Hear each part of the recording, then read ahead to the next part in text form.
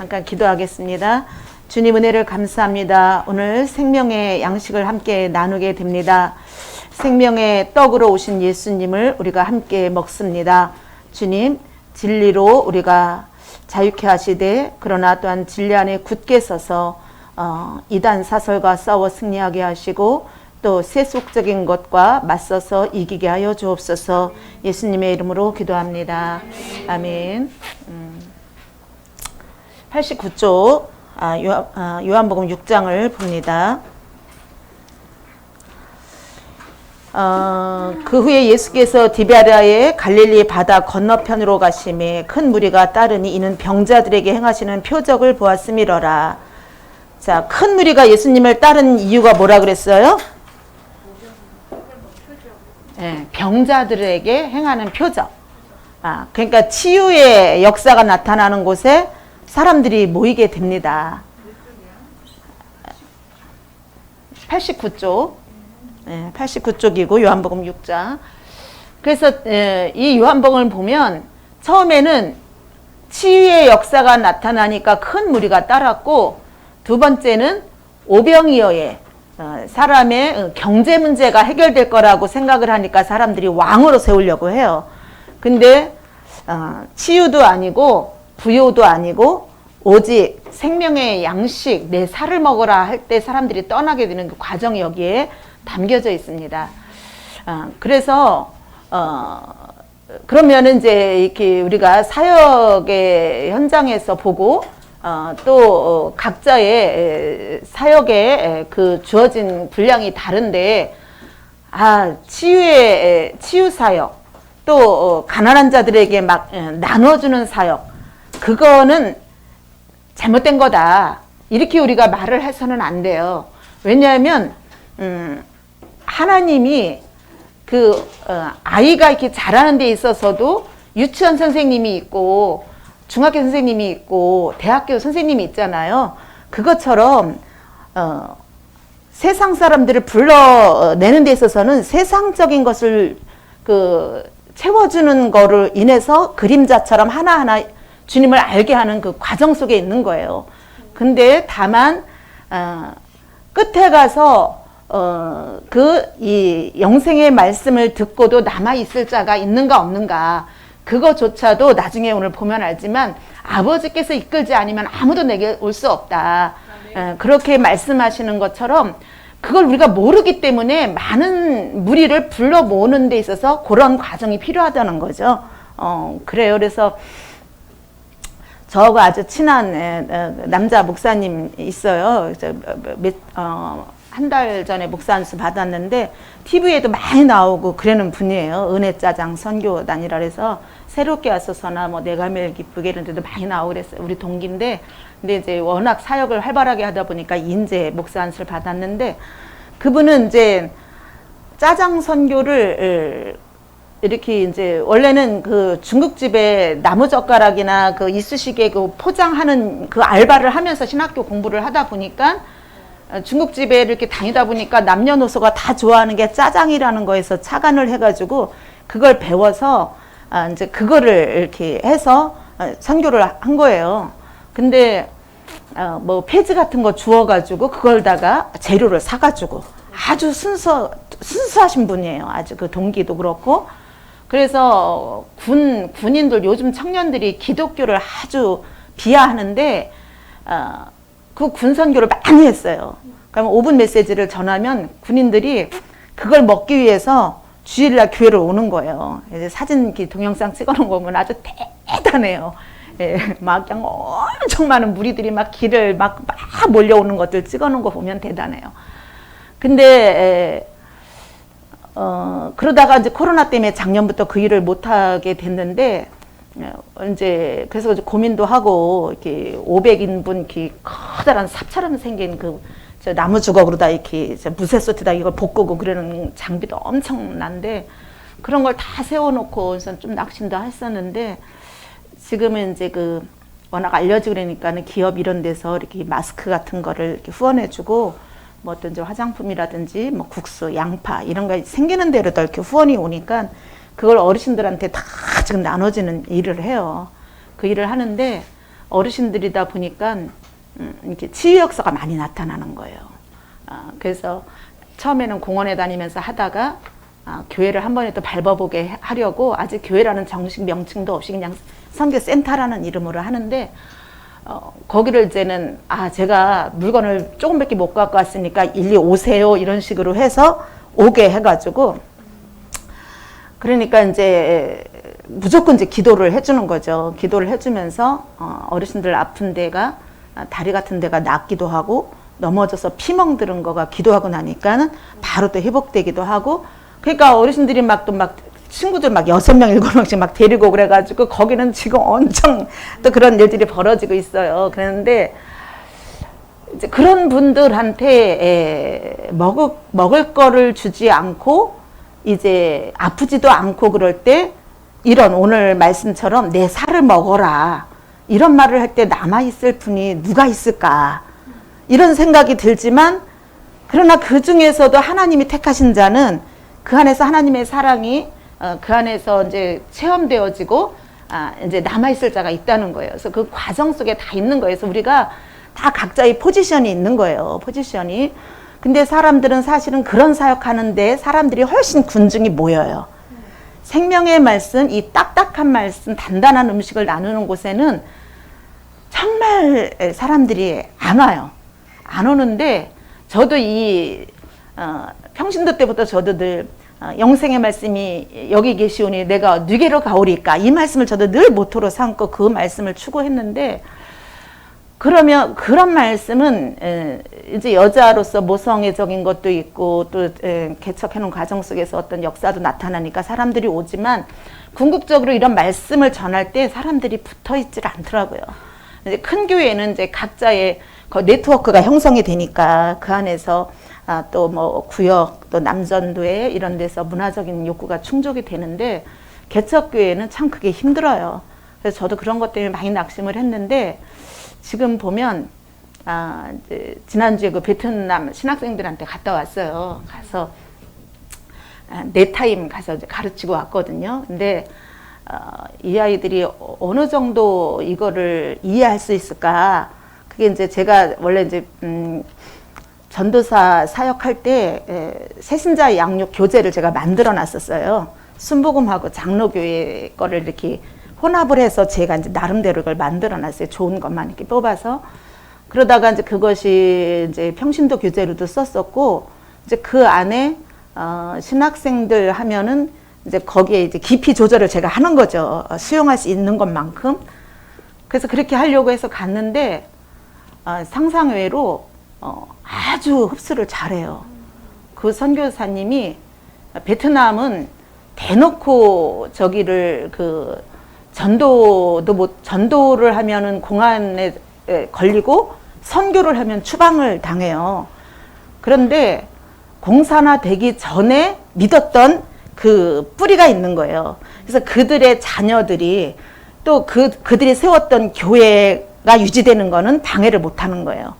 왜냐하면 그 WTO인가 뭐 그 국제 경제 협약 기구에 미국으로부터 원조를 받으려면 그 5가지 조건 중에 종교를 핍박하면 안 돼요. 그래서 그거를 받기 위해서 원조 받기 위해서 그렇게 하는데 그러다 보니까는 합심해서 큰 소리로 기도도 못하고 찬양도 못하니까 그냥 말씀을 가르치는 거예요. 이분이 선교사님이. 그래서 갈라디아서가 6장까지 있나? 그런데 그거를 1년을 가르친대요. 그러면 이제 한 절에 나와 있는 게 파생되는 거를 다 찾아가면서 하는 거예요. 그런 훈련이 돼 있어서 그러는지 이렇게 물론 이제 그들이 못 듣던 말씀도 있었고 이렇게 하는데 흡수를 참 잘하고 그래서 아주 보람 있는 시간이었어요. 그래서 제가 그래 생명의 말씀을 가지고 있으면 하나님이 또 들을 사람은 듣게 하신다. 우리가 보기에는 사람들이 많이 인기 있는 사역을 하면 굉장히 부럽기도 하고 그래 보이지만 저는 이제 그런 게 부럽지는 않아요. 그렇지만 저는 그분을 굉장히 존중하고 이번에도 이제 요플레를 후원 들어온 거를 많이 줘가지고 제가 이제 가지고 갔어요. 갔더니 산 속에 있으니까 다른 거 야채 같은 건 많이 먹어도 요플레는 못 먹어봐가지고 엄청 좋아하더라고. 그래서 오늘 6장을 통해서도 우리가 깨닫는 것이 많이 있을 줄 믿습니다. 병자에게 행하는 이제 표적을 이들이 봤는데 예수께서 3절 산에 오르사 제자들과 함께 거기 앉으시니 마침 유대인의 명절인 유월절이 가까운지라. 여기서 유대인의 명절인 유월절이 가까운지라 이런 말씀이 여기 기록된 이유가 있어요. 물론 이제 군데군데 유월절이 기록이 됨으로써 예수님의 공생애가 3년 반이었다라는 것이 요한복음 때문에 알려진 거예요. 다른 데는 그냥 이렇게 만약에 예루살렘에서 했던 행적이 그냥 이렇게 모여져 있기 때문에 뭐 6월절이 몇 번 있었는지 이런 걸 잘 파악할 수가 없어요. 근데 요한복음은 이제 그런 걸 우리가 알 수가 있어요. 근데 이제 6월절 하면은 뭐예요? 6월절에 우리가 누룩 없는 떡을 먹는 거잖아요. 무교병을 먹잖아요. 그래서 여기서 이제 생명의 떡인 예수님을 이제 이렇게 보여주려고, 교훈하려고 이런 말씀이 있는 것을 볼 수가 있습니다. 그리고 이제 여기서 디베랴 바다 건너편의 디베랴는 갈릴리 호수에서도 어느 한 부분을 가리키는데 이제 흔히 갈릴리 바다 호수라고도 하고 디베랴 또 뭐 게네사렛 호수 이게 다 같은 이제 지명입니다. 같은 지명인데 여기에서 5절 예수께서 눈을 들어 큰 무리가 자기에게로 오는 것을 보시고 빌립에게 이르시되 우리가 어디서 떡을 사서 이 사람들을 먹이겠느냐 이렇게 말씀하십니다.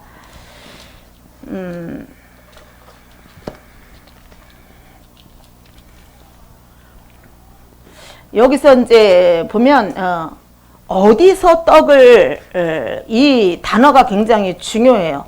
어디서 떡을 사서 이 사람들을 먹이겠느냐 그랬는데 나중에 이제 예수님이 오병이어의 사건을 강해해 주는 내용이 뒤에 길게 나오잖아요. 거기 보면 하늘에서 이것이 굉장히 많이 나옵니다. 제가 우리 교회에서 한번 이거 설교를 하느라고 하늘에서만 이렇게 동그라미를 다 표시를 해봤어요. 근데 요 6장에 뭐 지금 숫자를 내가 세어보진 않았지만 굉장히 많이 나와요. 그래서 이제는 빌립을 시험코자 하심이라 이거는 빌립이 땅의 생각으로 말을 할 것인가 하늘의 언어로 말을 할 것인가 이걸 시험을 하는 거예요. 하나님이. 그런데 빌립은 땅의 그 생각으로 이야기를 하죠. 아주 그것도 정확하게 아주 논리적이고 계산적으로 이야기를 합니다. 200데나리온에 각 사람으로 조금씩 받게 할지라도 200데나리온의 떡이 부족하리이다. 각 사람으로 조금씩 받게 할지라도 조금씩 줘도 그렇게 많은 떡이 필요합니다라고 했는데 나중에 이거 떡을 먹고 났는데 어떻게 됐냐면은 11절 끝에 보니까 원대로 주시니라. 또 12절에 배부른 후에 그래요. 사람이 생각하기에는 조금씩 해도 부족하다라는 거기에 초점이 맞춰 있는데 하나님의 언어는 그냥 원하는 대로 풍족한 것이 하나님의 언어라는 거예요. 그래서 그 어떤 분이 그런 이야기를 하더라고요. 그 젖과 꿀이 흐르는 땅이라는 그 용어가 바로 하나님의 언어의 표현 방식이다 이런 말도 해요. 사실 가나안보다 사실은 애굽의 나일강 유역이 훨씬 풍요로운 땅이에요. 거기가 문명 발생지잖아요. 거기가 나일강 거기가. 그런데 하나님의 언어는 하늘에서 하늘에서 주지 않으면은 못 먹는 곳. 그렇지만 하늘에서는 결코 조금 주는 것이 아니라 풍족하게 주는 곳이 바로 젖과 꿀이 흐르는 땅이라는 거예요. 그래서 그 전에 우리 친정 동생이 논을 샀었는데 그 논 이름이 하늘바라기 논이더라고요. 하늘바라기. 난 처음 들어봤어요. 세상 사람들도 그렇게 말을 하더라고요. 저수지 위에 그냥 이렇게 있어서 저수지 밑에 있으면 저수지를 열으면 되잖아요. 근데 저수지 위에 있는 거라 하늘에서 비를 줘야지만 이게 저기 하늘바라기. 그래서 세상 사람들도 그렇게 이야기를 하는 걸 보고 제가 설교할 때 이걸 많이 인용을 했었어요. 그래서 빌립은 이제 그렇게 대답을 했다는 거죠. 그래서 여기서 이제 시험이라는 것은 이제 테스트라는 영어로 테스트라고 하고 이제 페이라조라고 하는데 이거는 이제 그 연단을 위해서 단단하게 하기 위해서 할 때도 사용하고 또 넘어지게 할 때도 이 페이라조는 사용을 해요. 우리가 야고보서에 보면 영어로 번역한 것 중에 테스트하고 템테이션이 있죠. 템테이션은 유혹이고 테스트는 이제 하나님이 내가 서울대학교 갈 만한 능력이 어느 정도 그 수준이 돼야 그 테스트를 보는 것처럼 우리를 인정하시고 우리를 한 단계 업그레이드 하기 위해서 주시는 게 테스트예요. 근데 여기서는 이제 그 페이라조라는 용어를 썼다. 그렇게 볼 수가 있습니다.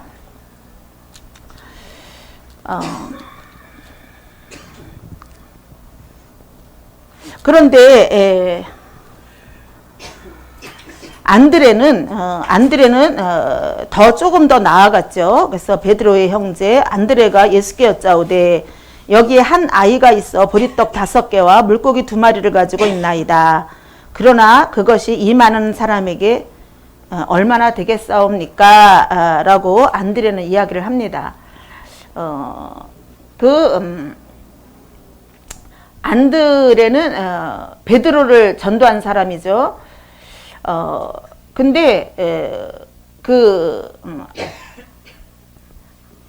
안드레는 이제 마가복음 6장 38절에 거기에도 이제 오병이어 사건이 나오거든요.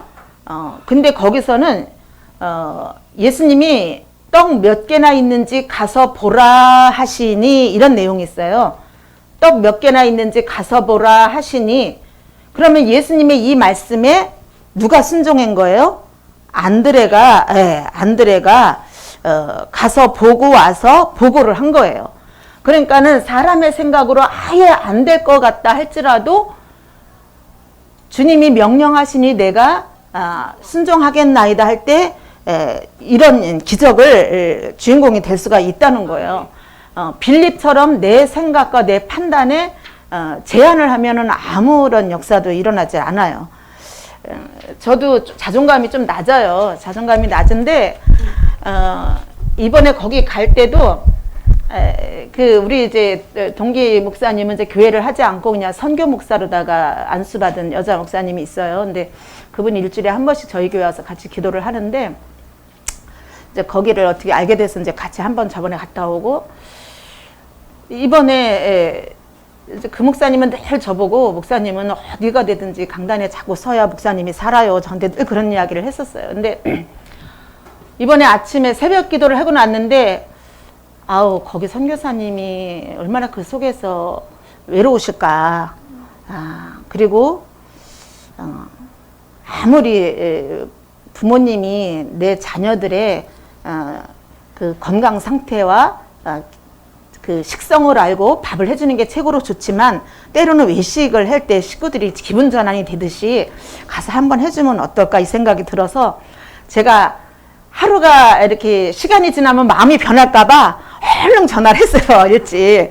그랬더니 그 목사님이 그래요. 대번에 이제 그렇게 대답을 해가지고 근데 이제 다 끝나고 나니까 그때서 얘기를 하는 거예요. 전화를 받고 자기가 깜짝 놀랐대. 이강월 목사님이 굉장히 담대해지고 많이 바뀌었구나 그랬다는 거예요. 그래서 그 말을 그때 내가 전화했을 때 했으면 내가 주눅이 들어서 나 안 갔을 거야. 근데 그때는 전화하니까 바로 그래 막 이렇게 용기 주는 말을 했거든요. 그래서 여기 선풍기가 있었구나. 저기 정지. 회전을 정지를 회전 이거를 이렇게 맞춰.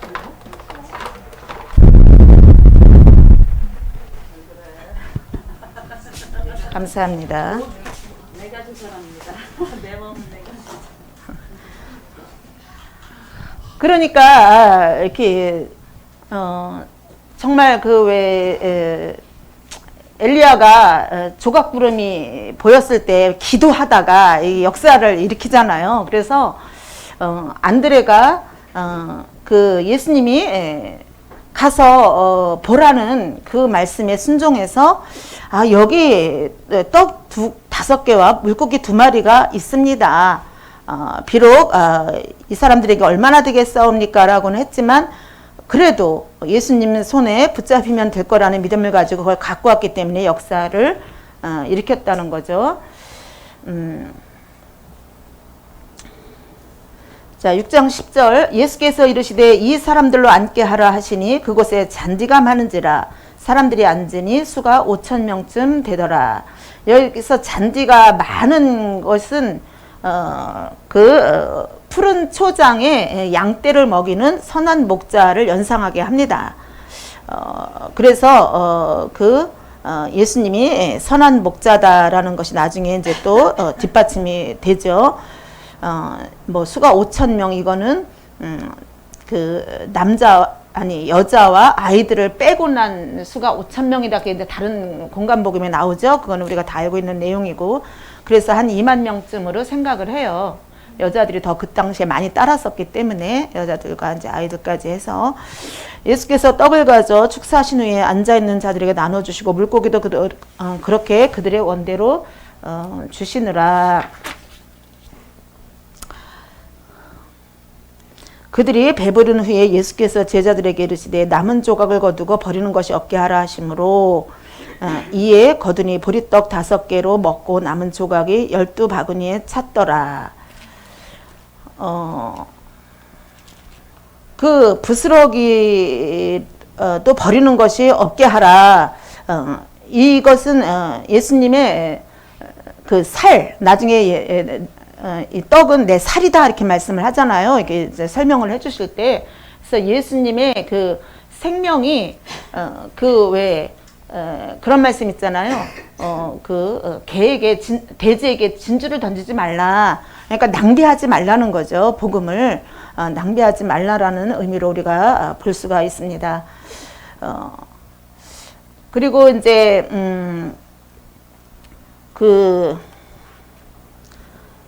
이제 오병이어를 또 이제 이렇게도 해석을 한다는 것만 여러분들이 알고 계세요. 그래서 오병이 이제 5개의 떡, 그래서 성경에서 오는 율법의 숫자입니다. 율법의 숫자라 모세오경도 모세오경이지만 이제 그 시편 같은 경우에도 보면 시편이 5권으로 돼 있어요. 그래서 그 시편이 여러분들 그걸 알고 계세요? 5권 되는 거? 그럼 굳이 설명 안 해도 되고, 제 5권 해가지고 100 몇 편부터 이제 그렇게 돼요. 그래서 이제 5 하면은 그 말씀의 완전성 이런 거를 이제 상징한다 그래요. 그래서 그리고 이제 어쨌든 그 율법 그거 말씀 구약의 말씀은 어쨌든 이제 율법을 상징하고 그 이 2마리의 물고기 이거는 이제 성경에서 둘은 이제 증인의 숫자예요. 증인의 숫자. 그래서 2사람이 증언을 해야지만 그것이 인정이 되었었어요. 그래서 그 초대교회 때 요새도 왜 그 차 뒤에다가 물고기 모양 이렇게 달고 다니는 거 그거 의미 아세요, 여러분들? 물속에 그 같은 사람들이 도망다니면서 그때 그 핍박이 있어요. 물고기도 이런 예수 믿는 사람인지 그 증표로 살고.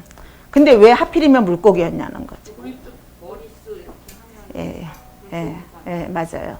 이제 그거 이제 헬라어로다가 예수, 그리스도, 데오, 헤이오스, 소테르라고 내가 여기다 쓰면 그림처럼 될까봐 쓰기가 좀 그런데, 이제 예수의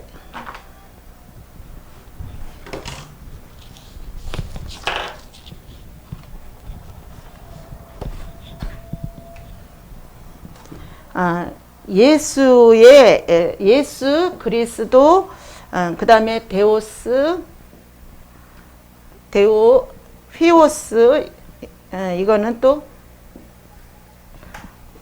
이거는 소테르라는데 여기 이제는 그 예수의 첫 글자, 그리스도의 첫 글자, 데오스 하나님 첫 글자, 휘오스 첫 글자, 소테르. 그래서 예수 그리스도는 하나님의 아들 구세주라는 뜻이에요. 예수 그리스도는 하나님의 아들 구세주, 그 뜻이에요.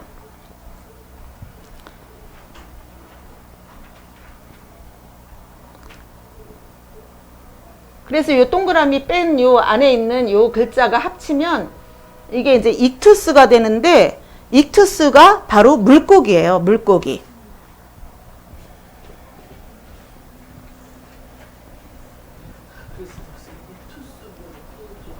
예, 예. 그래서 이제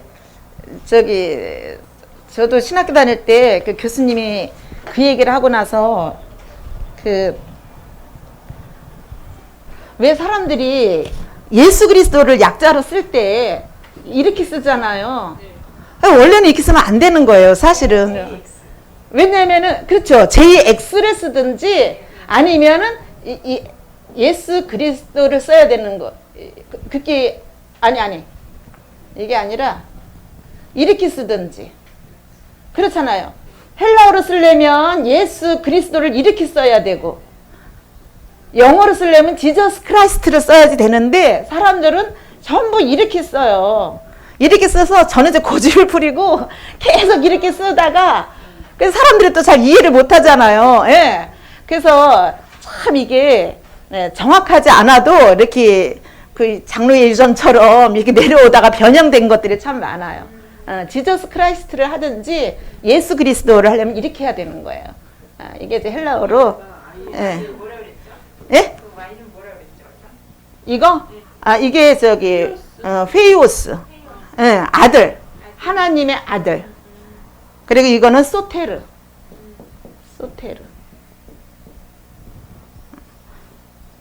예수. 헬라어인데, 그래서 이제 요거를 예수 그리스도는 하나님의 아들 구세주다, 그 신앙 고백이잖아요. 증인이잖아요. 어떤 카타콤으로다가 들어가가지고 서로가 이렇게 신호를 할 때 이 물고기가 있으면 물고기가 또 이렇게 얼굴 있는 방향이 바로 모이는 장소, 이런 이제 신호가 있었던 거예요. 그래서 카타콤.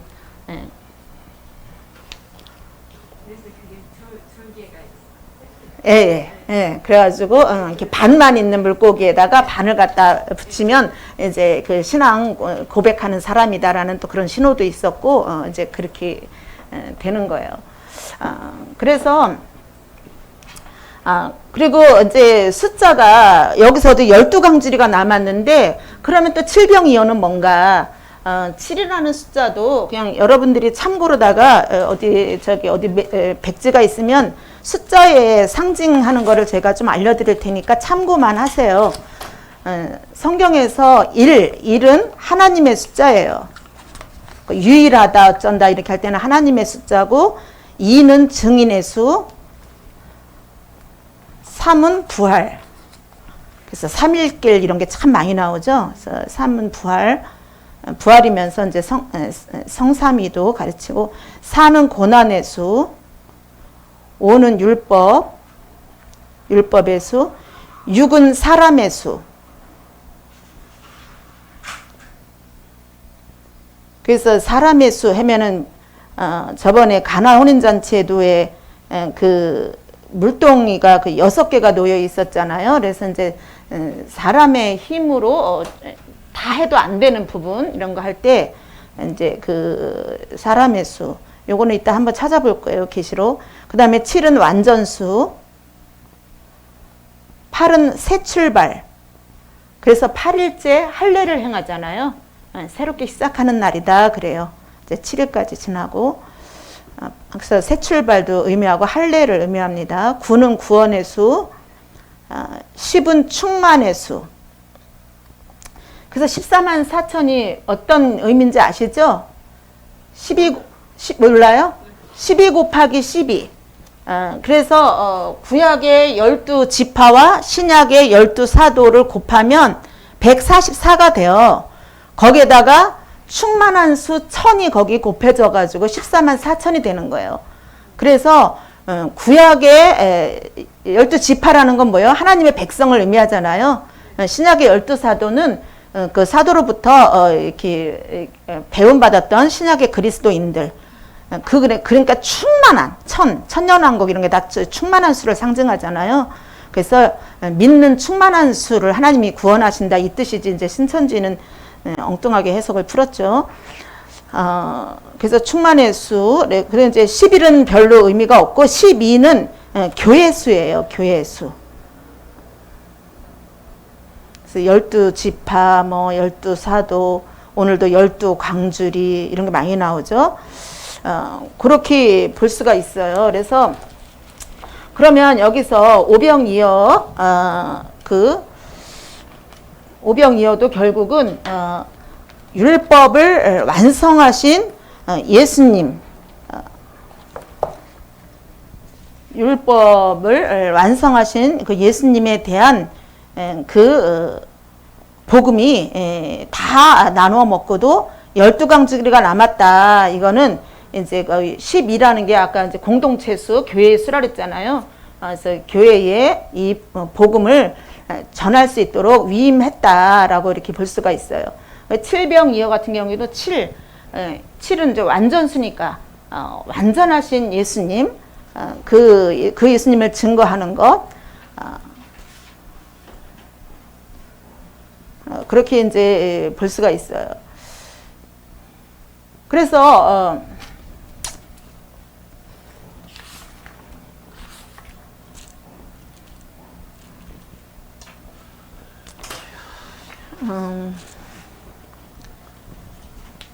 자, 그 다음에 이제 14절 봅니다. 그 사람들이 예수께서 행하신 이 표적을 보고 말하되 이는 참으로 세상에 오실 그 선지자라 하더라. 이 사람들이 그 선지자라 했을 때는 누구냐 하면 신명기 어디 갔지? 신명기 18장 15절. 신명기 18장 15절에 보면 모세와 같은 선지자 하나를 우리에게 주실 것이다 이런 말씀이 있어요. 그래서 사도행전에 보면 설교할 때에 너희들에게 나와 같은 선지자가 오실 것이다 하는 분이 바로 예수님이다 이렇게 사도들이 증거를 하는 게 나와요. 그래서 여기서 이는 참으로 세상에 오실 그 선지자라 이 사람들이 이렇게 말한 이유는 뭔가 표적을 보고 말하되 그래요. 그럼 표적을 그래 우리 조상 모세도 광야에서 만나를 주셨는데 그 선지자와 같은 선지자가 드디어 나왔구나. 이들이 생각하니까 그렇다면 자기네 민족을 이렇게 인도했던 모세와 같이 이분을 갖다가 우리 왕으로 삼으면 되겠다. 이렇게 이 사람들이 이제 오해를 했던 거예요. 이제 말씀을 알기는 알았는데 그 말씀이 영적으로 해석을 하지 않고 육적으로 자기네들의 통치자로 이렇게 생각을 했다는 거죠. 그래서 사람들은 그 이명박 대통령이 뽑힐 때에 지금까지 대통령 뽑을 것 중에서 가장 큰 득표수로다가 됐다고 그래요. 근데 그때 그분이 여러 가지 문제점이 이렇게 이야기가 됐었는데도 불구하고 국민들이 막 그렇게 했던 이유가 노무현 대통령이 굉장히 인간적이고 좀 이렇게 좀 어떤 권위주의를 탈피한 듯한 언행을 많이 했잖아요. 그랬는데 그러면은 확실히 경제는 조금 이렇게 다운돼요. 경제는 어떤 이렇게 사람들의 인권이나 주권을 내세우면 경제는 아무래도 통솔력이 있고 그렇게 해야 되니까. 그래서 이제 사람들이 그래도 가난할 때는 그래도 경제 대통령이 최고야 하면서 많이 뽑았다는 거예요. 그것처럼 여기서도 이 사람들은 어쨌든 이제 경제 문제를 해결하실 예수님을 임금으로 삼으려고 했다는 거죠.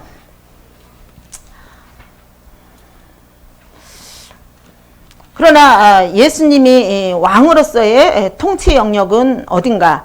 바로 죽으시고 부활하심으로써 거듭난 사람의 왕국을 다스려야 되실 분이기 때문에 여기서 얼른 피하시는 거예요. 나는 이 땅의 통치자가 아니라 영적인 거듭난 사람들을 통치해야 될 왕이다라는 거죠. 그래서 아직 십자가에서 죽으시고 부활하시지 않았기 때문에 얼른 자리를 피하시는 거예요. 그래서 예수님은 때때로 이렇게 기적을 베푸시고 치유하시고 난 다음에 아무에게도 이 말을 하지 말아라, 이 말씀을 하실 때가 있어요. 종종. 그거는 왜냐하면 당신이 아직 이 땅에서 하실 메시지가 많이 남았는데, 그러고 나서 죽어야 되는데 사람들에게 너무 드러나는 거가 예수님 앞에서는 이제 그 사역에 방해가 되기 때문에 그렇습니다. 자, 16절부터 보면 저물매 제자들이 바다에 내려가서 배를 타고 바다를 건너 가버나움으로 가는데 이미 어두웠고 예수는 아직 그들에게 오시지 아니하였더니 큰 바람이 불었다 그래요. 여기 본문에는 그게 나와 있지 않지만 똑같은 내용이 마태복음 14장 22절에는 예수께서 제자들을 재촉하사, 이런 내용이 나와요. 재촉하사 배를 타고 이제 예수님이 그 무리를 보내는 동안에 얼른 제자들을 배를 타고 보냈다는 내용이 나와요. 그거는 이제 그 제자들도 우리가 알다시피 가룟 유다 같은 사람도 그렇고 어떤 열심당원, 예수님이 이 땅에서 통치자로서의 어떤 한 자리 받기를 요한과 야고보도 그랬잖아요. 높은 자리에 있기를 원했잖아요. 그것처럼 그 백성들의 임금 삼으려고 하는 그 마음에 이 제자들이 부안해동할까봐 서둘러서 보냈어요. 그러면 예수님이 보냈으면 풍랑이 일으면 안 되는 거잖아요. 근데 예수님이 보내셨는데, 재촉해서 보내셨는데 이들이 풍랑을 만났다는 거예요. 그뿐 아니라 누가복음 8장 22절 한번 볼게요. 누가복음 8장 22절.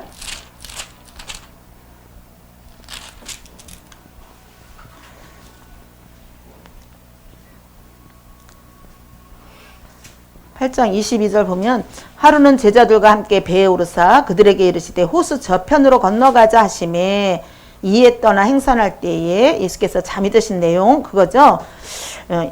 여기서 예수님이 뭐라 그래요? 우리 호수 저편으로 건너가자, 예수님이 먼저 말씀하신 거예요. 근데 광풍이 일었다는 거예요. 그러니까 예수님이 먼저 가자 그래고 예수님 있는 배도 풍랑을 만날 수 있고, 또 예수님이 보냈는데도 풍랑이 만날 수 있어요. 우리가 주의를 하는 데 있어서 풍랑이 일 때 이거 하나님의 뜻이 아닌 거 아니야? 이렇게 생각할 수가 있다는 거예요. 그런데 그렇지가 않다는 거예요.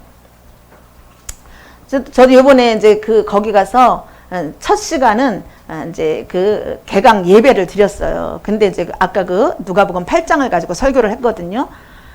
예수님이 호수 저편으로 가자 했는데도 풍랑이 일은 것처럼 선교사님이 우리 열흘 동안 한국교회에 가서 그 부흥의 그거를 피부로 경험을 하자 하고 왔는데 이들이 발이 묶였는 거 아니에요. 작년 2월부터. 그러면 얼마나 선교사님을 원망할 수도 있고 하나님 이거 하시는 거 맞아? 이런 생각이 들 수가 있다는 거죠. 그러나 아까 그 호수 건너편에 가서 결국은 그 군대 귀신 들린 자를 예수님이 치료하셔요. 그 역사를 이루기 위해서 광풍을 만나서 해결하는 거를 이제 보게 되는데, 그러니까는 이해할 수 없는 과정 속에서 그래도 주님이 보내신 자리에 주님이 함께 하시고 주께서 이 풍랑도 잠재우신다라는 믿음을, 그 믿음이 있으면 흔들리지 않겠지만 그 믿음이 흔들릴 때는 깨워야 되는 거죠. 여호와여 깨소서 하고 구약에도 그런 말씀이 있잖아요. 기도해야 되는 거죠. 그 믿음이 든든하게 있을 때는 굳이 기도하지 않아도 우리가 찬양하고 누릴 수가 있는데, 그렇지 않을 때 우리가 기도하면서 그렇게 할 수가 있어요. 그래서 예수님이 보내시는 그곳에 큰 파도가 일고 이들이 두려워하고 있을 때 예수님이 홀로 기도하다가 이 장면을 보시고 바다 위를 걸어오는 내용이 여기에 나옵니다. 그렇다면 예수님이 왜 이런 일을 하셨을까? 예수님이 왜 제자들을 먼저 보내시고 예수님은 혼자 기도하러 가셨을까? 결국은 바다 위를 걸으시는 예수님은 예수님을 믿는 자들은 음부에 빠지지 않는다는 것을 보여주는 거예요. 바다가 상징하는 것은 음부거든요. 음부. 그래서 음부까지도 다스리시고 예수님을 모신 자는 결코 음부에 빠지지 않는다. 그래서 여기에는 안 나오지만 이 똑같은 내용이 다른 데서는 베드로가 걷잖아요. 그렇죠? 믿음으로다가 걸을 때는 음부가 그를 해하지를 못해요. 근데 그 시선이 주님을 향하고 주님의 음성에 귀를 기울이면 그거 되는데 환경을 바라볼 때 마음이 두려움이 올 때는 음부에 빠지게 된다는 거죠. 그래서 우리가 주의를 하는 데 있어서 가장 그 장애가 되는 것은 두려움입니다. 두려움. 그래서 사단은 늘 끊임없이 우리에게 두려움을 가져다 주려고 하죠. 그래서 배는 곧 그들이 가려던 땅에 이르렀더라. 21절에 그럽니다. 그래서 풍랑이 일어도 예수님이 하시고자 하는 일은 결국은 다 그 목적을 이루어 간다. 이제 배는 방주는 오늘날의 교회를 상징하고 그 배는 교회는 하나님이 그 목적하신 대로 유유히 흘러간다라는 것을 이제 볼 수가 있습니다.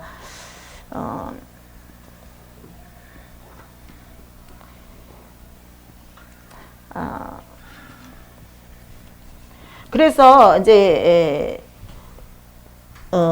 여기까지 그리고 요 다음 내용까지를 보면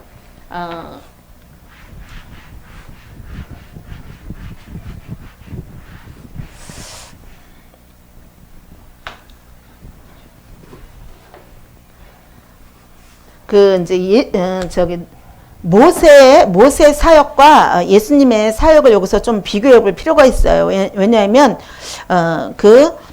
성경에 나와 있는 그 세상에 오실 그 선지자라고 이 사람들이 이해를 했기 때문에 그 유사점을 한번 볼게요. 출애굽을 6월절에 했죠. 출애굽 한 날이 6월절이죠. 그리고 이거는 이제 모세, 그리고 예수님은 6월절이 가까웠다.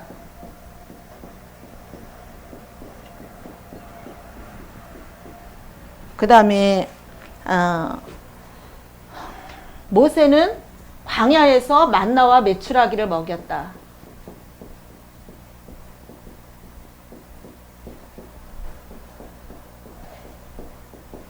예수님은 빈들에서 떡과 물고기. 그래서 떡과 물고기, 물론 물이고 이건 하늘 나는 거지만 똑같은 이것이 예수님 만드셨죠. 그 다음에 모세 때는 밤에 홍해를 가르셨어요.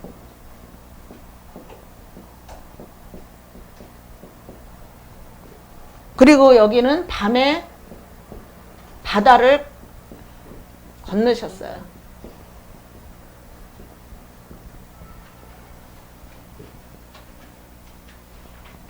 그래서 홍해 사건을 뭐라 그래요? 세례받았다라고 그러잖아요. 고린도전서에서. 세례라는 게 뭐예요? 죽음에서 부활한 거를 의미하잖아요. 그러니까 여기 음부에 빠지지 않고 살아남은 거. 이게 이제 이렇게 또 같은 이렇게 맥을 이루고 있어요. 그리고 나서 모세가 신명기 8장 3절에 뭐라고 그러냐면 너희에게 만나를 먹이신 것은 너희를 줄이고 낮추게 하사 사람이 떡으로만 사는 것이 아니요 하나님 말씀으로 나오는 것을 알게 하려 함이라. 이 말씀을 해서 이 사건을 재해석을 해줘요. 그리고 예수님도 이제 뒷부분에 지금부터 이제 22절부터 보면은 이 오병이어의 사건을 해석을 해주셔요. 그래서 하나님의 입으로부터 나오는 말씀으로 살아야 된다. 이것도 말씀으로 살아야 된다. 결국 이렇게 다 귀결이 된다는 거예요.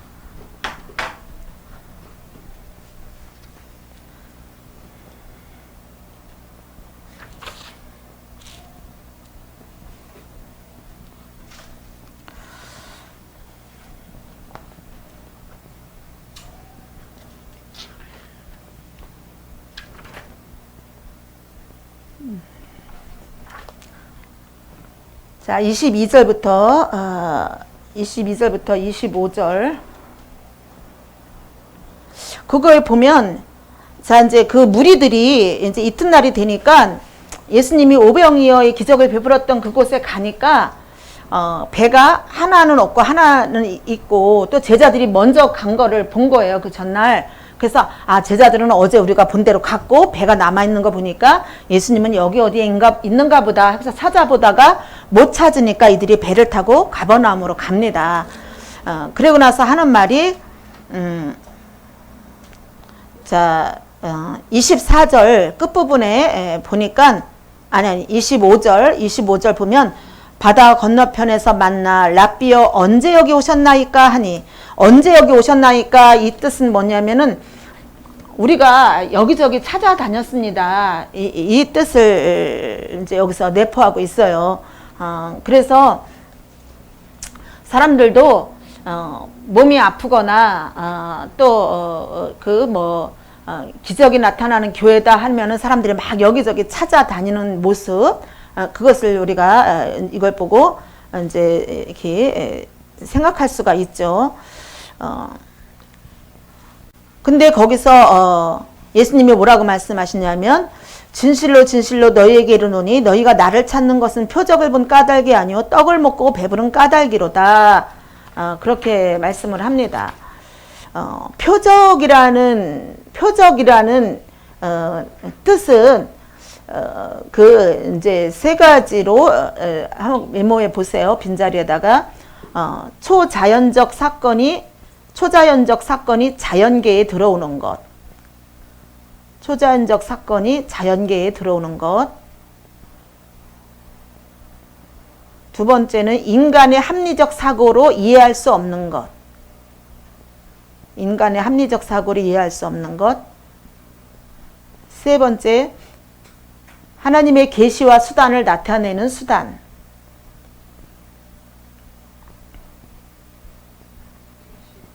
계시와 수단을 나타내는 수단.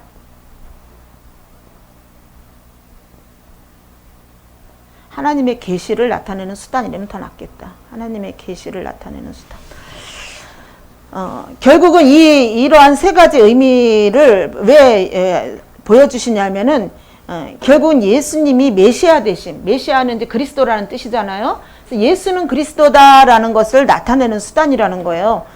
그렇다면 그거는 베드로가 뭐라 그래요? 주는 그리스도시요 하나님의 살아계신 하나님의 아들이시니이다. 그래서 그리스도 하나님의 아들, 이거는 이제 같이 항상 이렇게 붙어서 다니는데, 그래서 요한복음이 쓰여진 목적이 제가 첫 시간에 많이 강조를 했는데, 요한복음이 쓰여진 목적은 예수님이 하나님의 아들 되심과 그를 통해 구원을 얻게 된다는 것을 알리려고 요한복음이 쓰여진 거예요. 그래서 그 표적을 통해서 결국은 예수님이 하나님의 아들 되심과 그를 통해서 구원을 얻는다는 것을 발견해야 되는데, 사람들은 그렇지 않기 때문에 여기서 표적을 본 까닭이 아니요 떡을 먹고 배부른 까닭이로다 이래요. 사실 떡을 먹고 배부른 게 표적이라면 표적인데 겉으로 드러나는 것만 그들이 좋아 따랐지, 그 이면에 그 안에서 그리스도를 발견하고 하나님의 아들 그리고 구원주라는 것을 발견하지 못했다는 것을 여기서 말씀하고 있어요. 그래서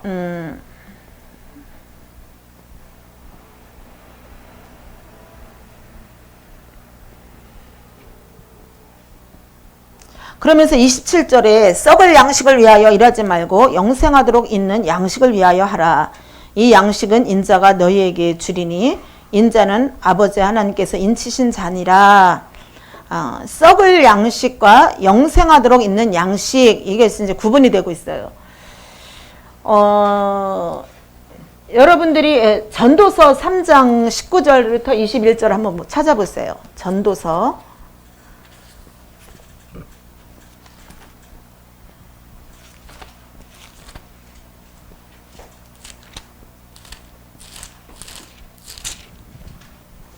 3장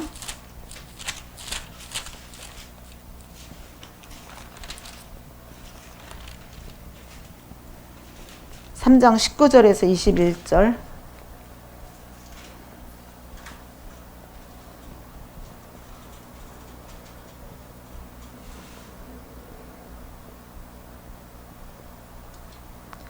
아, 18절부터 볼게요. 18절부터 같이 옵니다. 내가 내 마음속으로 이르기를 인생들의 일에 대하여 하나님이 그들을 시험하시리니 그들이 자기가 짐승과 다름이 없는지를 깨닫게 하려 하심이라 하였노라.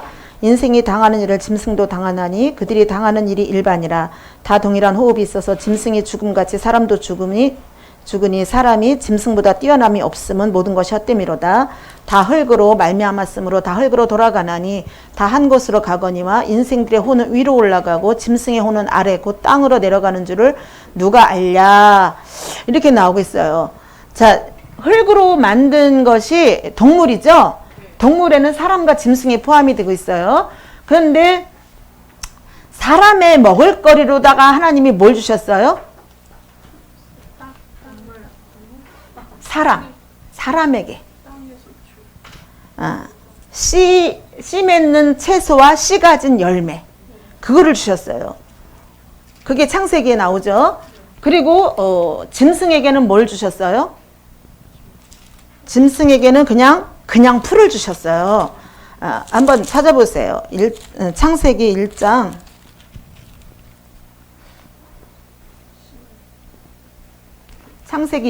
29절 30절. 창세기 1장 29절 30절 같이 봅니다.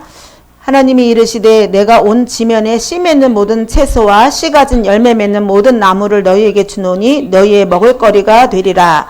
또 땅의 모든 짐승과 하늘의 모든 새와 생명이 있어 땅에 기는 모든 것에게는 내가 모든 푸른 풀을 먹을거리로 주노라 하시니 그대로 되니라. 자, 씨 맺는 채소와 씨 가진 열매가 있고 풀이 있었다는 거예요. 그런데 요 내용이 셋째 날에 또 나오고 있어요. 셋째 날 하나님이 창조하신, 그래서 1장 11절을 보세요. 1장 11절 같이 봅니다. 하나님이 이르시되 땅은 풀과 씨 맺는 채소와 각기 종류대로 씨 가진 열매 맺는 나무를 내라 하시니 그대로 되어 땅이 풀과 각기 종류대로 씨 맺는 채소와 각기 종류대로 씨 가진 열매를 맺는 나무를 내니 하나님 보시기에 좋았더라. 여기서 보니까 풀과 씨 맺는 채소와 씨 가진 열매가 나와요. 그러니까 셋째 날에 만든 거가 나중에 1장 29절 30절에서는 사람과 짐승의 먹을거리로 줬다 이거죠. 그럼 셋째 날 하면은 아까 3이 뭐를 상징한다고 그랬어요? 숫자로다? 부활이라 그랬죠? 부활. 그래서 구약에도 보면은 광야길에서 언약궤가 3일 길을 앞서 나갔고 저들이 쉴 곳을 찾았더라. 또 모세가 마로에게 가서도 우리가 사흘 길을 가서 예배를 드려야 되겠나이다. 이런 사흘이 굉장히 3일 강조하고 있어요. 그러니까는 여기서 3일째 되는 날 씨 맺는 채소, 씨 가진 열매, 풀. 이거는 뭐냐면은 이제 3일 부활. 그러니까는 이제 물이 이 땅에 물과 흙이 범벅이 돼 있는 거가 물이 싹 물러가고 나서 묻이 드러났더라 그러잖아요. 이 묻을 땅이라 부르시고 이러는 거예요. 그럼 처음부터 그냥 물이 다 물러가고 바다가 되니 땅이 드러나더라 이래도 되는데 왜 묻이라는 표현을 하고 땅을 또 썼을까? 이 묻이 바로 홍해를 건널 때에 마른 땅을 건넜더라. 요단강을 건널 때에 마른 땅을 건넜더라. 그래서 이 오염된 사상, 하나님 외에, 이 생명의 양식 외에 세상 땅에서 나는 썩을 양식이 우리에게 있는 것이 싹 빠져나가면 우리는 부활의 능력이 우리에게 나타나는 거예요. 그러면 우리는 생명의 그 생명, 씨 가진 열매, 씨 맺는 채소를 우리가 먹을거리로 먹게 되고, 이 생명의 말씀, 예수님이 내 살을 먹어라 여기서 그러잖아요. 예수님을 먹게 되고 그 생명을 낳게 되는 거죠. 그러면 여기서 짐승은 왜 나오는가? 짐승은 왜 나오냐면 그 아까 제가 이제 6이 사람 수라고 했잖아요. 그런데 자, 계시록 13장을 한번 볼게요. 계시록 13장.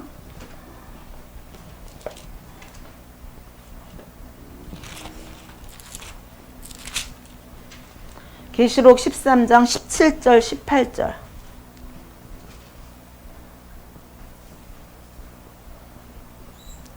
(17절) (18절) 같이 봅니다. 누구든지 이 표를 가진 자 외에는 매매를 못하게 하니 이 표는 곧 짐승의 이름이나 그 이름의 수라. 지혜가 여기 있으니 총명한 자는 그 짐승의 수를 세어보라. 그것은 사람의 수니 그의 수는 666이라. 예. 그래서 여기서 사람의 수라고 6을 사람의 수라고도 했는데 그 위에는 뭐라 그래요? 짐승의 이름이나 그 이름의 수라. 그러니까 짐승의 수나 사람의 수가 똑같다는 거죠.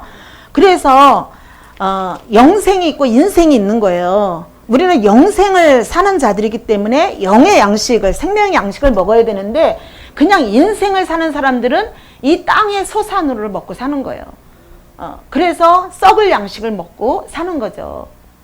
그러면 아까 전도서에서 전도서 우리가 3장 18절부터 21절 읽었는데 거기에 보면 사람이나 짐승이나 다 흙에서 왔기 때문에 다 흙으로 돌아간다.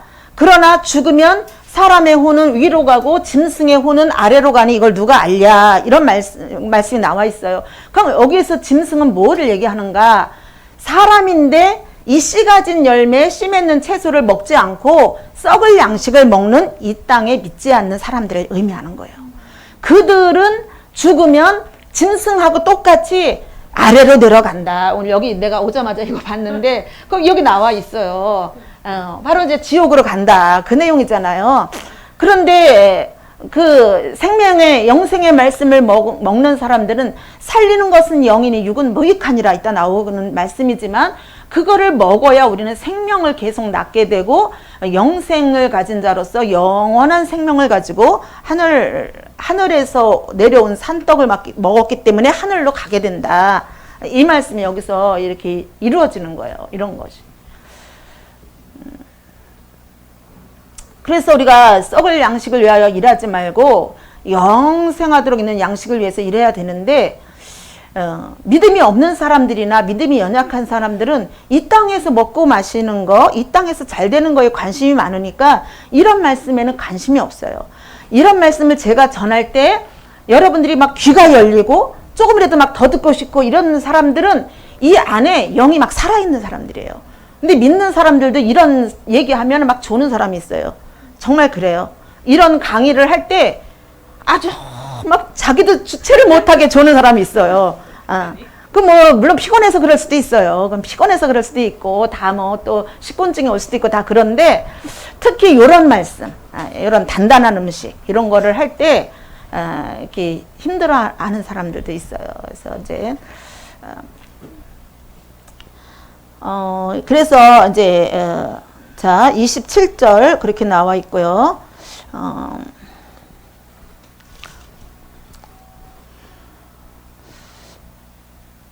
28절 그들이 묻되 우리가 어떻게 하여야 하나님의 일을 하오리까? 예수께서 대답하여 이들이 하나님의 일을 물어보는 거는 뭐예요? 세상 일이 아니고 하나님의 일을 묻긴 묻는데 자기들은 지금까지 하나님의 일을 하면은 모세의 율법을 잘 지키는 게 하나님의 일이라고 생각을 했다는 거죠. 근데 여기서 예수님은 하나님께서 보내신 일을 믿는 것이 하나님의 일이다라고 말씀을 합니다. 그래서 이제 지난번에 우리가 로마서 공부했잖아요. 그래서 로마서 10장 2절에서 4절 거기 이제 그 95쪽 책에 이렇게 표시가 돼 있는데 6장 28절 그 밑에 보면 거기에 이제 그런 내용이 나오는 거예요. 자기의 의를 힘써 지키지 말고 율법의 마침이 되신 그리스도의 의를 이제 따르라는 내용이 로마서 10장 2절에서 4절 나와요. 그래서 자기 의를 힘써 지키려고 하는 자들이 바로 이 썩을 양식, 이 세상의 양식을 먹고, 자, 그러면 세상으로부터 온 것이 요한일서에 보니까 뭐라 그래요? 육신의 정욕과 안목의 정욕과 이생의 자랑이다. 그래요. 그게 세상으로부터 온 것이다. 그래요. 세상으로부터 온 것이 바로 썩을 양식이잖아요. 그리고 선악과를 먹은 결과 그들이 먹음직도 하고 보암직도 하고 지혜롭게 할 만큼 탐스럽기도 하다. 먹음직도 하고가 바로 육신의 정욕, 보암직도 하고가 바로 안목의 정욕, 지혜롭게 할 만큼 탐스러운 거는 바로 이생의 자랑이 되는 거예요. 그러니까는 선악과가 바로 이제 자기만의 옳고 그른 것이 기준이 되는 그 지혜가 생겼다는 뜻이잖아요. 그렇기 때문에 하나님의 일을 하려고 이것은 선이야, 이거는 악이야, 이렇게 힘써 지켜가지고는 안 된다. 그건 자기 의를 나타내고자 하는 것이다. 그것이 아니라 율법을 완성하신 예수 그리스도를 믿는 것이 바로 하나님의 일이다. 여기서 이제 그렇게 설명을 하고 있는 겁니다.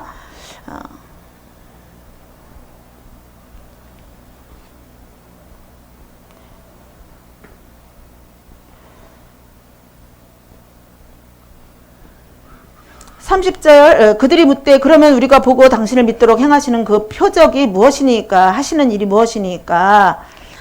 그래서 여기서부터 자 저기 아까 빌립이 뭐라 그랬어요? 어디서 사서 이렇게 이야기를 했죠. 어디서 떡을 사서 이 사람들을 먹이겠느냐 예수님이 물어보셨을 때 여기서는 가능하지 않지만 하늘에서 오신 주님이라면 하실 수 있습니다. 이렇게 대답을 하기를 원했던 거죠, 예수님은. 그래서 여기서부터 이제 계속 하늘에서 이것이 계속 나옵니다. 그래서 31절에 기록된 바 하늘에서 그들에게 떡을 주어 먹게 하셨다 함과 같이 우리 조상들은 광야에서 만나를 먹었나이다. 자, 그들이 생각하는 그 표적은 뭐예요? 하늘에서 만나를 먹은 것이 바로 표적이었다. 우리 조상 모세는 바로 하늘에서 만나를 주어 먹게 했는데 당신은 무슨 표적을 우리에게 보여주겠느냐, 이런 의미죠.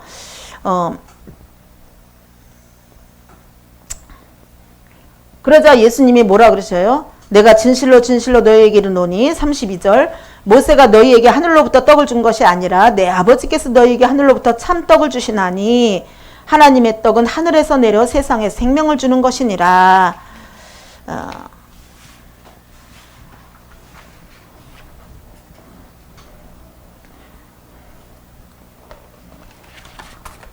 그래서 이제 가인의 제사를 안 받은 이유를 뭐 이제 교수님이나 목사님들이 여러 가지로 설명을 하셔요. 근데 저는 어떤 신학 노선을 따르냐면 땅의 소산으로 가인은 땅의 소산으로 드렸다는 거죠. 땅이 아니라 하늘에서 내려오신, 아벨은 양의 첫 새끼는 하늘에서 내려오신 예수 그리스도를 상징하잖아요. 그래서 하나님께 나아가는 자는 바로 그 제물은 바로 예수님이 제물이 되어야 된다. 그겁니다.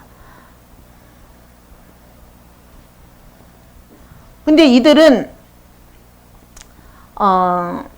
그래서 예수님은 이것은 너희 아버지께서 주신 것이다, 모세가 아니다, 이런 이야기를 하는데 이 유대인들은 지금 모세가 40년 동안이나 하늘에서 만나를 먹인 거에 비하면 당신이 오병이어의 기적은 아무것도 아닙니다. 당신이 모세보다 더 위대하다면 표적을 보여주세요. 이 뜻이에요, 지금. 그런데 예수님은 뭐라 그랬어요? 유대인들이 하늘로부터 내려오는 표적을 우리에게 보여달라고 하니까 예수님이 뭐라 그래요? 다른 성경에서 음란한 세다가 표적을 구하나니 나는 요나의 표적밖에 보여줄 것이 없다. 그래요. 그래서 사실 예수님 보여주고자 하시는 표적은 죽으시고 부활하신 것밖에 없는 거예요. 요나의 표적은 바로 그거잖아요. 음부에 던져졌다가 다시 살아나는 거. 그래서 결국은 그 가나의 혼인잔치에서 예수님이 내 때가 아직 이르지 아니하였나이다, 이것도 십자가에 죽으시고 부활하시는 것이 참된 표적인데, 이제 그 사인으로 이제 이 중간중간에 이러한 일들을 지금 7가지 표적을 이제 보여주시죠. 궁극적인 목적은 십자가 사건이라는 겁니다.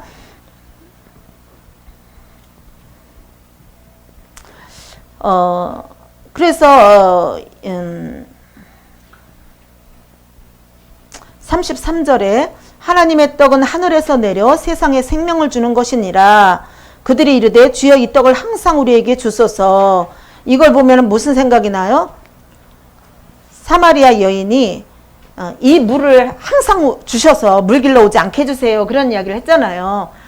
그러니까 말귀를 못 알아듣는 거죠, 한마디로.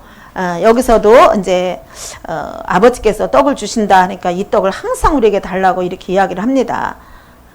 그러니까 예수님이 내가 곧 생명이다. 내가 곧 생명의 떡이다. 그래서 요한복음에 이거 이제 에고에임이 그래요. 나는 무엇이다. 이것이 에고에임이 이렇게 이야기를 하는데, 이것은 어떤 그 예수님의 신적 권위를 나타낼 때 하는 거예요. 신적 권위. 그래서 이제 이게 최초로 성경에 나와 있는 거가 출애굽기 3장 6절에 나는 스스로 있는 자다. 그러죠? 나는 스스로 있는 자다. 에고에임이. 이거 처음 나오는 거예요. 이거는 뭐냐면은 어떤 사람들의 이해가 필요한 것이 아니라 이거는 결단이 요청되는 사항이다. 신적 권위 앞에 결단. 나는 스스로 있는 자다. 이렇게 말하면 굉장히 이해하기가 어렵잖아요. 그러나 나는 내가 언약했으니 내가 이루어 간다. 이 뜻이에요. 그래서 구약에서 여호와는 항상 언약과 관련이 있을 때 여호와라는 이름을 쓰는 거예요. 여호와. 그래서 창세기 1장에서는 하나님이라는 말만 나오지만 2장부터 여호와가 나오는 것은 창세기 1장에서 거기서 말씀하셨던 그 언약들을 이루어 가시는 것이 이제 쭉 나오는 거죠. 성경 2장부터 그거를 알려주는 거예요. 그래서 여기서 나는 생명의 떡이다. 뭐 나는 선한 목자다. 나는 포도나무다. 뭐 계속 뒤에 나오잖아요. 나는 길이요 생명이요. 길이요 진리요 생명이다. 이렇게 나오는데 여기서 처음으로 이제 나는 생명의 떡이다. 이것이 이제 나오는 겁니다. 여기서는 머리로 다 이해를 하려고 하니까 못 알아먹는 거죠. 그냥 그렇구나 하면서 그냥 따라야 되는데 그래요. 그래서 그 이제 말씀을 들을 때 저 말씀 들은 건데 또 저 말씀을 하시네. 그래서 그때부터 머리를 이렇게 닫는 사람은 하나님 말씀을 이해로 알으려고 하는 사람이래요. 그런데 하나님이 저 말씀 오늘 또 주시네. 그러면서 하나님 나한테 하실 말씀이 있으신가 보다 하면서 각인하는 사람이 그걸 생명으로 받는 사람이고. 그래서 우리가 이제 어떤 지적 욕구를 추구하는 차원인가, 아니면 그 생명으로 알아서 그걸 따르는 자인가, 이거를 자기가 자신을 이제 볼 수가 있어요.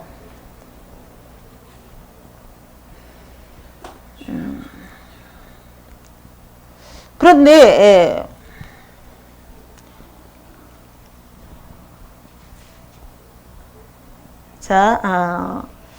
내게 오는 자는 35절에 내게 오는 자는 결코 줄이지 아니할 터이요 나를 믿는 자는 영원히 목마르지 아니하리라.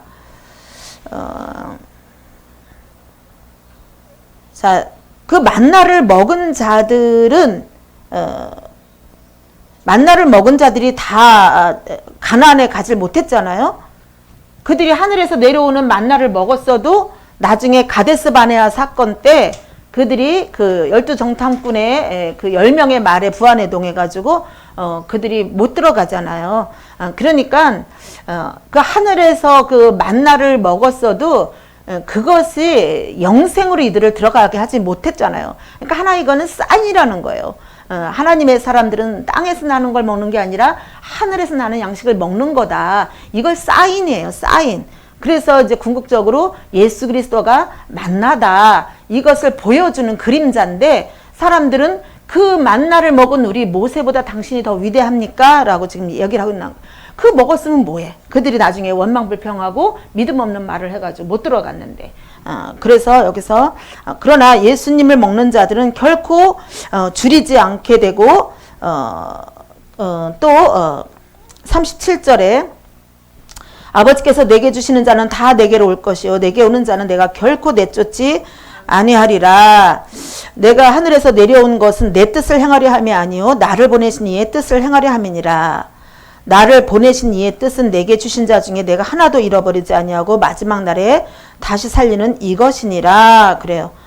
나를 보내신 이는 하나님이죠. 하나님의 뜻은 하나님, 예수님을 이 땅에 보내신 이유가 있다는 거예요.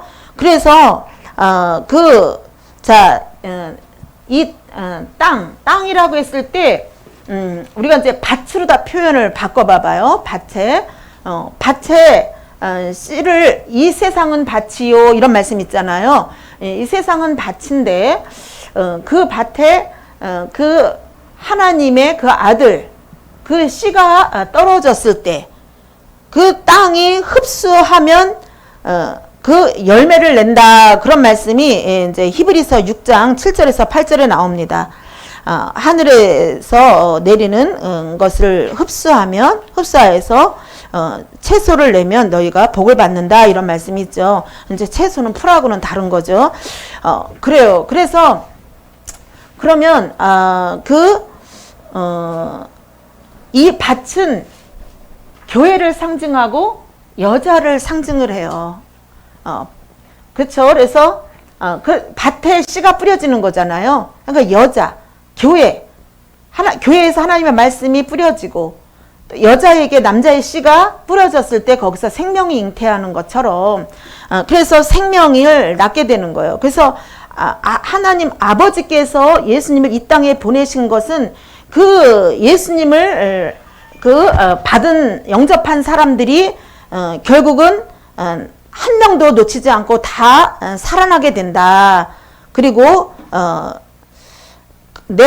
40절에 내 아버지의 뜻은 아들을 보고 믿는 자마다 영생을 얻는 이것이니 마지막 날에 내가 이를 다시 살리리라 하시니라. 자, 믿는다는 게 다른 말로 하면 영접한다, 흡수한다 이 다 뜻이잖아요. 땅이 그 비를 흡수한다. 예수님을 영접한다. 하늘에서 오신 분을 내가 흡수한다, 영접한다, 믿는다. 그런 사람들이 바로 살아난다는 겁니다. 41절에 자기가 하늘에서 내려온 떡이라 하심으로 유대인들이 예수께 대하여 수군거려 이르되 이는 요셉의 아들 예수가 아니냐. 이제 그 부모를 우리가 아는데 자기가 지금 어찌하여 하늘에서 내려왔다 하느냐. 이제 뭐 또 어김없이 나타나는 거죠. 또 인성을 건드리는 거예요. 하늘에서 왔다고 하니까. 예수께서 대답하여 이르시되 43절 너희는 서로 수군거리지 말라. 나를 보내신 아버지께서 이끌지 않으면 아무도 내게로 올 수 없으니 오는 그를 내가 마지막 날에 다시 살리리라. 이제 쭉 나오고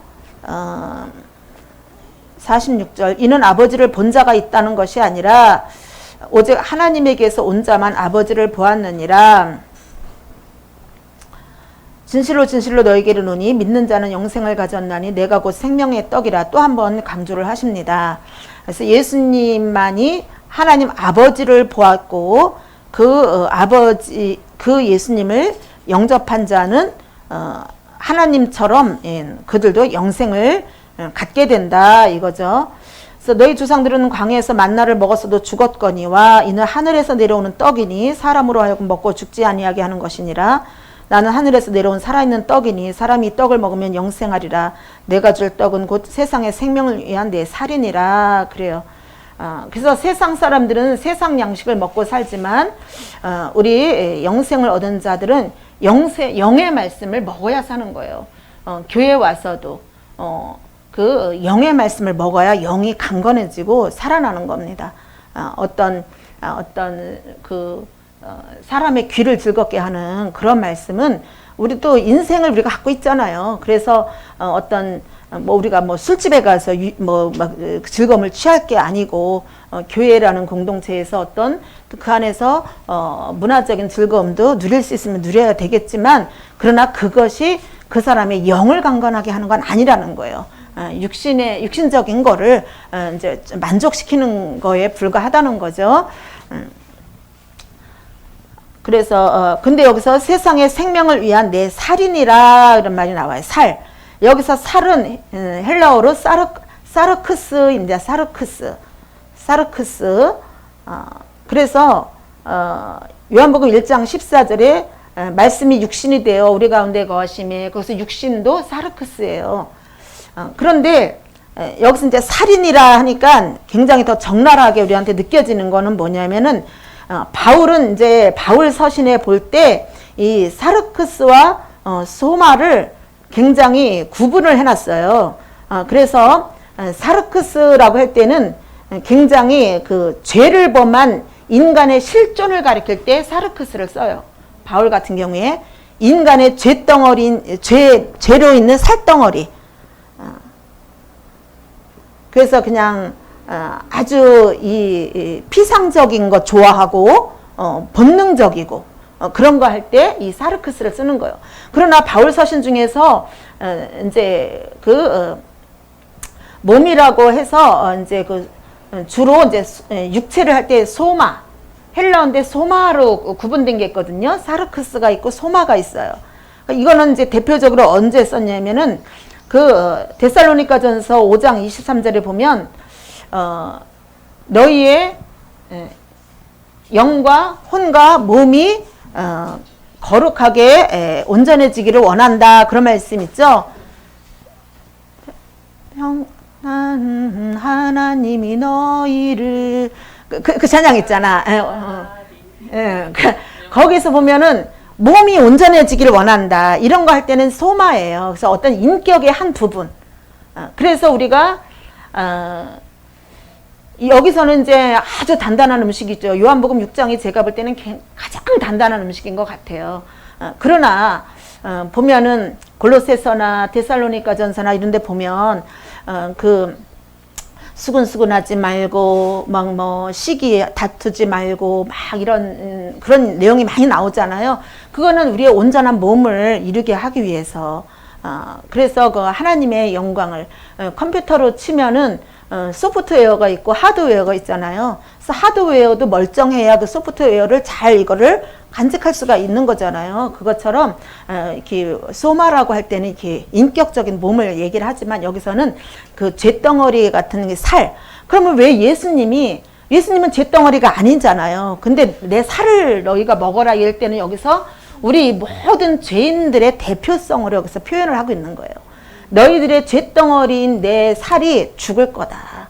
내가 십자가에서 죽을 그 십자가의 그 대속의 그 말씀을 너희가 먹어야 된다. 이거죠. 그래야 우리가 거룩해지니까. 우리의 이 잿덩어리인 살이 거룩해지니까. 그래서 이제 근데 이 말에 이제 아주 또 이제는 오해들을 일으키는 거예요. 그러므로 유대인들이 서로 다투어 이르되 이 사람이 어찌 능히 자기 살을 우리에게 주어 먹게 하겠느냐. 이것 때문에 그 카타콤에서 성찬식 할 때 이 떡은 내 살이다 이런 말을 써가지고 그 식인종으로다가 오해들을 했잖아요. 그 당시에 기독교인들은 식인종이다. 그것도 왜 이제 주로 카타콤이 무덤 속에 많이 있었단 말이에요. 그러니까 무덤 속에서 그 사람도 죽은 시체를 먹나 보다 이런 이렇게 오해를 했었던 거예요. 그러니까 뭐 이렇게 이런 말씀을 가지고 그러니까 뭐 여기서 유대인들도 당연히 이 말귀를 못 알아듣죠. 그래서 자, 인자의 살을 먹지 아니하고 53절에 인자의 피를 마시지 아니하면 너희 속에 생명이 없느니라. 내 살을 먹고 내 피를 마시는 자는 영생을 가졌고 마지막 날에 내가 그를 다시 살리리니 내 살은 참된 양식이요 내 피는 참된 음료로다. 그러면 여기서 우리가 참 볼 수 있는 게 뭐냐면 결국은 예수님의 그 말씀이 생명의 떡인데 이 예수님의 말씀 중에서도 특히 십자가의 고난과 부활의 능력, 그래서 그 복음이 빠지면 그건 복음이 아니라는 거예요. 그래서 항상 우리에게 영생의 말씀은 바로 십자가에서 우리의 죄된 몸이 다 예수님이 죽어주셨고 그로 말미암아 우리가 믿을 때에 마음으로 믿고 입으로 고백하는 것이 결국은 우리가 그 살을 먹는 거가 되는 거고 그 피로 말미암아 우리가 이제 새롭게 되었다. 죄에서 자유함을 얻었다. 이러한 내용입니다. 그래서 57절에 56절 내 살을 먹고 내 피를 마시는 자는 내 안에 거하고 나도 그의 안에 거하나니 이게 이제 그 에베소서에 보면 그리스도 안에서가 거의 매 절에 나와요. 에베소서 1장을 보면 굉장히 강조해요. 근데 에베소서는 교회론이에요. 교회론. 그러니까 교회라는 것은 결국은 연합이다. 예수 그리스도를 머리로 두고 예수의 몸을 이루고 있는 각 지체들이 연합되어 있는 것이 교회다. 그래서 그리스도 안에서 이걸 강조하는 거예요. 그래서 여기서도 내 안에 거하고 나도 그의 안에 거한다는 것은 바로 생명 연합, 우리가 생명으로 연합된 자다. 예수님과. 그래서 살아계신 아버지와 예수님이 하나인 것처럼 우리도 예수님과 하나가 되었다라는 거죠. 58절 하늘에서 내려온 떡이니 조상들이 먹고도 죽은 것과 같지 않고 이 떡을 먹는 자는 영원히 살리라. 자, 3시가 다 됐어요. 여기 60절부터는 먼저 간단한 거니까 이건 다음에 하겠습니다.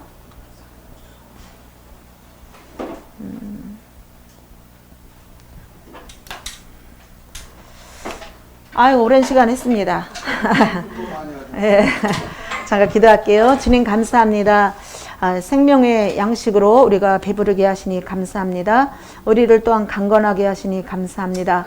하나님, 이것이 때로는 단단한 음식, 척박한 음식인 것 같지만 이 말씀이 우리를 살게 하는 것이니 주님 이 말씀 부여잡고 우리가 또한 세상에 나아가 듣든지 아니 듣든지 주의 말씀을 증거하는 자들 되게 하여 주옵소서. 그러나 또한 지혜와 계시의 영을 우리에게 부어주셔서 잘 깨닫고 잘 전할 수 있도록 인도하여 주옵소서. 예수님의 이름으로 기도합니다. 아멘. 할렐루야. 아멘.